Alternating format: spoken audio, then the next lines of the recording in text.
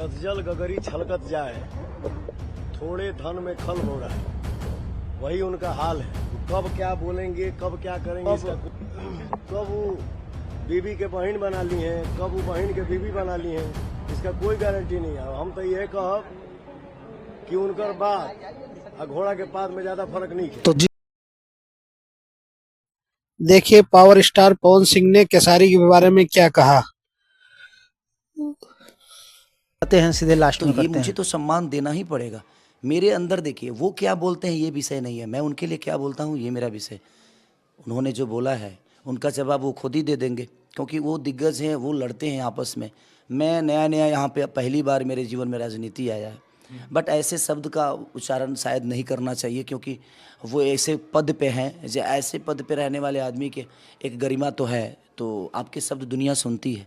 तो मुझे लगता है कि वो सम्मान की भी भाषा हो सकती है। किसी को नीचा दिखाने के लिए आप अपने आप को गंदा मत बनाइए। मैं आपके बहुत से इंटरव्यूज़ देखता हूँ, आप रोज़ इंटरव्यूज़ दे रहे हैं, खूब आप यूट्यूब पे छाए हुए हैं, वायरल हो रहे हैं, और ये शायद आपकी लोकप्रियता को दिखाता है। एक बहुत बड़ा मामला हुआ इन दिनों में, और आप हर इंटरव्यू में बड़े डिप्लोमेटिक रहते हैं, आप सबको अपना अपना गुड बॉय बन के रहते हैं, कहीं किसी के खिलाफ बोलना नहीं चाहते हैं आप। ललन सिंह प्रचार कर रहे हैं अनंत सिंह के लिए, वो अनंत सिंह जिसको हत्या के मुकदमे में गिरफ्तार किया गया ना, ललन सिंह ने जाके कल वहाँ कैंपेन किया और कहा कि भाई हम सबको अनंत सिंह मिलकर चुनाव लड़ना है और उनको चुनाव जिताना है। क्या ये जेडीयू की जो रणनीति है अनंत सिंह जैसे बाहुबली को डिफेंड करने की, अपने सबसे बड़े नेता को उनके पक्ष में उतार देने के, प्रचार करने की, इसको आप कैसे देखते हैं? तो वही तो दुनिया को सोचना है कि ये मानसिकता कैसी है, कि एक ऐसा आदमी जिन पे बहुत सारे मर्डर हैं, मैं देखिए जानता नहीं हूँ, तो जांच का विषय है, क्या हुआ क्या नहीं हुआ तो मुझे पता नहीं है, बट मेरे कहने का मतलब दुनिया तो इस बात को जानती है ना, तो दुनिया ये क्यों नहीं समझती है कि ये सिर्फ हमें दोषी ठहराने के लिए ना किसी पे ठीकरा फोड़ते हैं। आज भी मैं क्या बोल रहा हूँ कि हर बार में चुनाव जब आता है भैया, जब से मैंने होश संभाली है तब से मैं विकास की बातें इनके मुँह से कभी सुनता ही नहीं।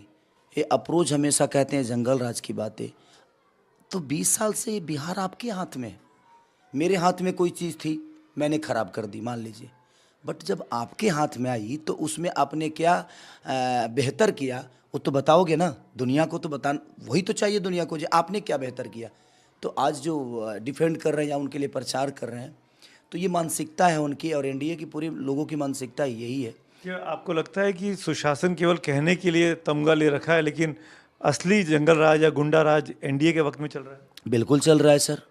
हमें आप बिजी कर दो, देखिए आप जब तक बिजी नहीं करोगे तो खाली दिमाग शैतान का होता है। हम खाली हैं, करें तो क्या करें, हमें समझ में नहीं आता है, इसीलिए आज लोग मौत में भी रोजी ढूंढ लेते हैं।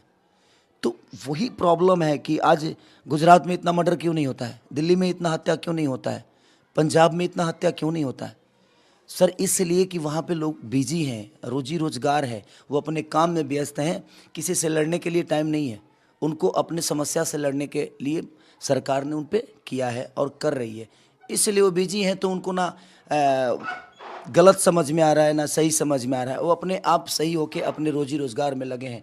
और पूरा पंजाब से लेकर हरियाणा से लेकर बाकी सारे देखो कितने बेहतर हो गए हैं और कितने बेहतर तरीके से वहाँ के लोग जी रहे हैं। एक चीज़ और समझाइए, चुनाव के ठीक पहले महिलाओं के खाते में 10,000 रुपये का अनाउंसमेंट होना, चुनाव के दौरान महिलाओं के खाते में 10,000 रुपये जाना, आपको लगता नहीं है कि ये विपक्ष के लिए, आप जैसे पार्टियों के लिए एक मुश्किल का सबब है? वैसे ही महिलाओं के बीच में नीतीश कुमार की लोकप्रियता कहते हैं कि बहुत अच्छी है। नहीं भैया, सबसे बड़ी चीज़ है कि आज लोग समझ रहे हैं कि चुनाव के पहले ही 10,000 रुपया क्यों। अब लोगों को एक बार 10,000 नहीं चाहिए, हर महीने 10,000 चाहिए और रोजी रोजगार के द्वारा चाहिए। तो इस बार बदलाव की तरफ पूरी बिहार आई है, और मुझे लगता है कि इस बार का इसका तोड़ क्या है आपके पास 10,000 रुपये का? दुनिया को नहीं पता है कि इतने दिन से तो 10,000 रुपया नहीं मिला सर। ये हमारे ही पैसे हैं, हम सबके ही पैसे हैं, ये हमें कोई ऐसा नहीं कि एहसान कर रहे हैं हम पे 10,000 रुपया देकर, क्योंकि हर आदमी को पता है ये बात कि ये 10,000 रुपये चुनाव से पहले क्यों मिला, हमें ये पहले क्यों नहीं मिला। तो ये तो मैं आपसे भी पूछ सकता हूँ कि भाई आप भी तो चुनाव के पहले घोषणा कर रहे हैं, एहसान कर रहे हैं कि हम आपको हर घर को नौकरी दे देंगे, सरकारी नौकरी, ये आपने पहले क्यों नहीं किया? आपकी सरकारें तो 20 साल भी रही है। नहीं बिल्कुल ठीक है, लेकिन हम वादा तो कर रहे हैं इस बात को, वो तो हमारे पैसे हमें दे रहे हैं लालच के तौर पे, एक घूस के तौर पे कि हम आपको घूस दे रहे हैं। तो मेरे कहने का मतलब 20 साल सरकार पहले क्या थी सर, उतनी तो मेरी उम्र भी नहीं थी कि मैं उस पर चर्चा करूँगा। हाँ, मैंने इन्हीं के मुंह से जंगल राज भी सुना है बेहतर। तो हमारी सरकार कम से कम वादा तो कर रही है, कहने देने के लिए कह तो रही है, मैं तो वो खुले मंच से या बड़े मीडिया में बोल रहा हूँ कि हमने 20 साल चाचा को दिया ना, 5 साल भतीजा को देते हैं। अगर भतीजा भी बेहतर नहीं करेंगे तो इन्हें भी हटा दो। आप बिहार के लिए विकल्प बेहतर ढूंढो। एक बेहतर विकल्प मिला है, शायद कल चल के आपको ये अफसोस हो कि यार काश हम चुन लिए होते, नहीं तो फिर अपने बच्चों के भविष्य 5 साल बर्बाद करोगे आप। तो एक बार देने में क्या जाता है। मोदी जी बोल रहे हैं कि ये सरकार जो बनने वाली है वो दोनों व्यक्ति, लालू यादव अपने बेटे के लिए और सोनिया गांधी अपने बेटे के लिए ये चुनाव जीतना चाहते हैं। एक को सीएम बनाना, एक को पीएम बनाना है। अच्छा ये बताइए, बेटा किसी परिवारवाद का इल्जाम तो लगेगा ना। बेटा किसी को है, लेकिन अगर उसके पास क्षमता है, उसके पास करने की ताकत है, उसके पास हुनर है, तो बेटा किसी का भी है, क्या फर्क पड़ता है सर। बिहार को बेहतर विकास चाहिए कि किसी का बेटा चाहिए, बात वहाँ नहीं है। इनके पास किए कुछ नहीं, तो इनके पास सिर्फ एक ही शब्द होती है जो किसी। आई होप कि आपने केसारी का बयान सुन लिया होगा।